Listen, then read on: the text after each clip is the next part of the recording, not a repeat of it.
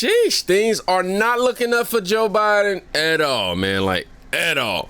His own people are turning against him. And the latest to do that is Nancy Pelosi. So we have all these things that he was masterful in helping to orchestrate, to write, and to pass. So he has a vision, he has knowledge, he has judgment, he has a strategic thinking, and the rest. He has a bad night.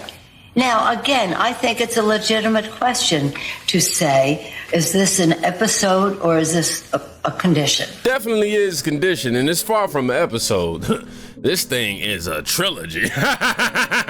This thing is forever. This is a Fast and Furious franchise. It's never ending. This is not gonna, start to go uphill. It's only gonna continue to decline. More and more.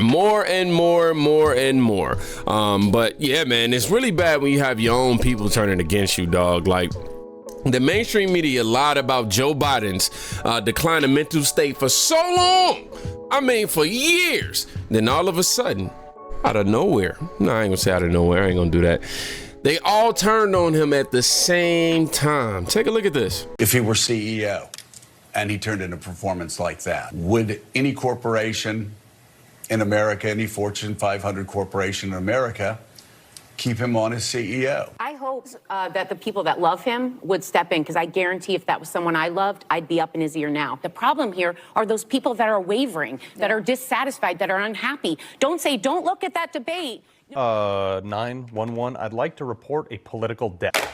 As I was watching this unfold last night, I realized this was the plan all along. Why else would they hold this debate? It's so uncharacteristically early. So in case this happened, which they knew it would, so when this happened, at least they would have some time to pull and replace Joe Biden, as nearly every mainstream media head was talking about this morning. It was unbelievable how bad this was. If you didn't watch this, folks, go back and watch till like 9:21 at night when Biden just froze on stage. We here on this network have been saying that this was a problem for a while. They called us conspiracy theorists. They told us these were like, cheap fakes. Weird. Turns out we were right again. And the White House, the liberal media, and all the liberal politicos up until like 30 minutes into that debate last night were telling us, Joe Biden's fit as a fiddle. He's ready to climb Everest. Lost. Best Biden ever. Not a close second. He is sharp, intensely probing, and detail-oriented and focused. I can tell you he was sharper than anyone I've spoken to. The man is 80 years old. He rides a bike. He has a big vision for our country. He brings the wisdom, the knowledge, the judgment.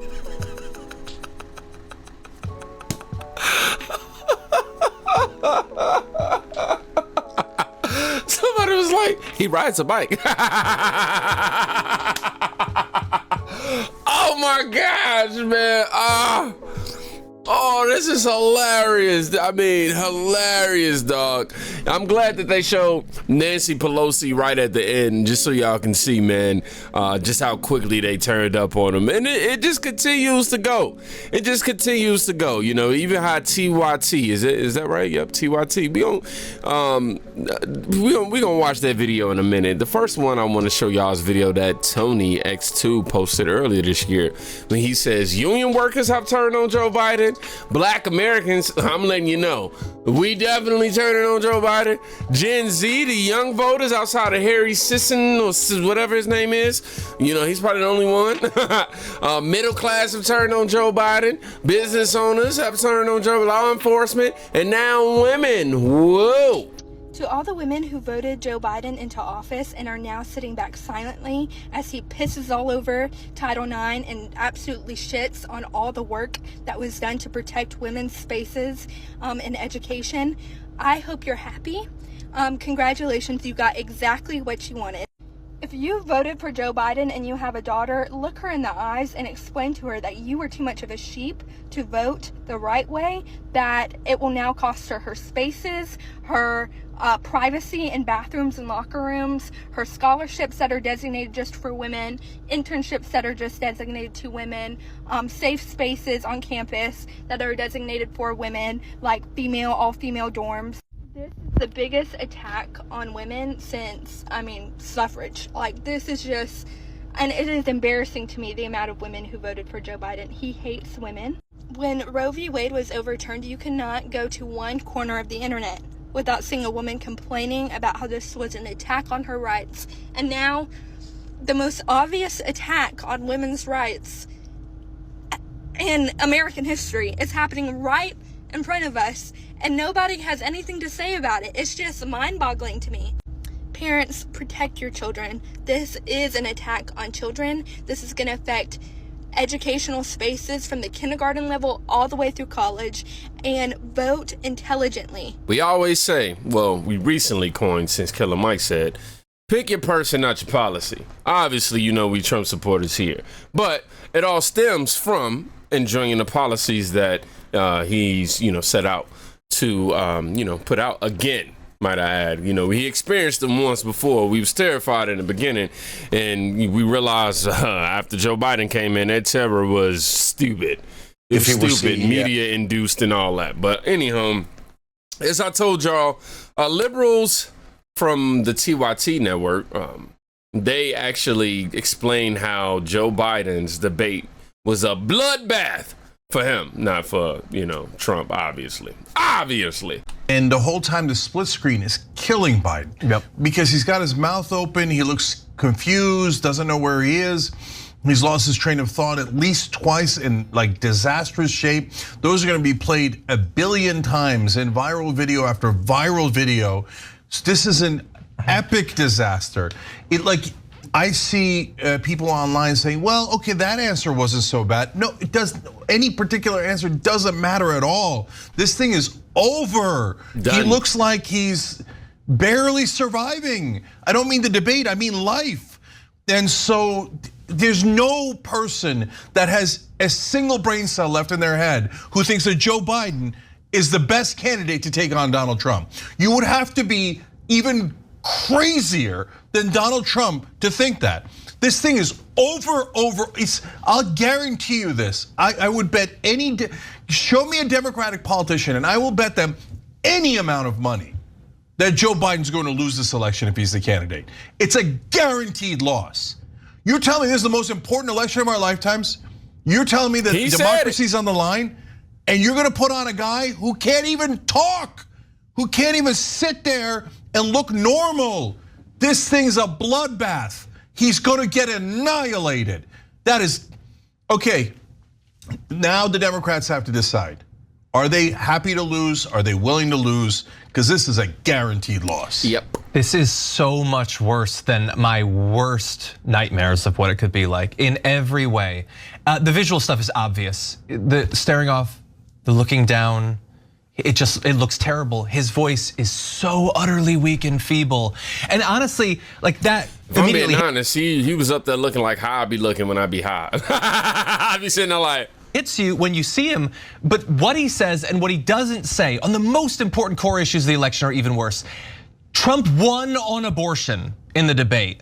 Trump comes out of the January 6th stuff looking fine. He comes out of the criminal conviction stuff looking fine. Joe Biden looks worse on democracy after that. He looks worse on criminality after that. By the way, when I say I'm high, I'm talking about peace, love, and happiness. I'm talking about that urban dirt. We ain't talking about none of that White House. We ain't talking about that Biden pack. We ain't talking about that Hunter scope. You know what I'm saying? Oh my gosh. But yeah, man, Joe Biden, dog, you literally just blew your chances. And he brought up a great point, was this the plan all along? Was this the plan from the Democrats all along? Like, were they already like, you know what, we got some other people in place for a fact that we know we want to run. We got to get this guy up out of here. So instead of us trying to do it all, trying to keep this campaign stuff going and letting us just run into let's just put the man on camera and let him do it to himself, all right? Let's just let him do it. I already don't like him anyway. You know what I'm saying? He too much. Like, people start finding any reason at this point to denounce themselves from Joe Biden, which you don't even have to find any reason. It's a full list of legitimate ones. But before I go, I do like this from Edward Dowd. He says the most disturbing thing about MSM or MSNBS, all these legacy media networks, turning on Biden is that half of the country had to be told by the propagandists that it's a problem now. They couldn't have their own discernment and use their own minds to see it. The biggest danger to the republic are these empty vessels of humanity. They sit around waiting on the propaganda download.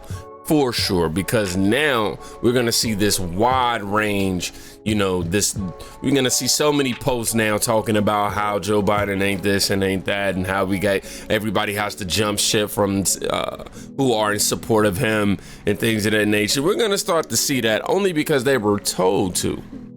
I'm pretty sure had none of these news media networks said anything at all about his decline and they were still trying to, cheer him on, none of these news media networks would be folding like this. None of them would. You know what I'm saying? They refuse to research and think for themselves. And it's too much of this energy around. And it's making us nothing but shells of humans. Seriously. Just shells. We're just waiting to, like he said, download the propaganda. I can look at something and think about this, man. You don't want to be the type of person that can look at some information, create your own conclusion, from your common sense, and then defy that conclusion because you're afraid of the majority thinking. Lord, America save. Well, no, I'm sorry. Trump 2024. We need America to be saved.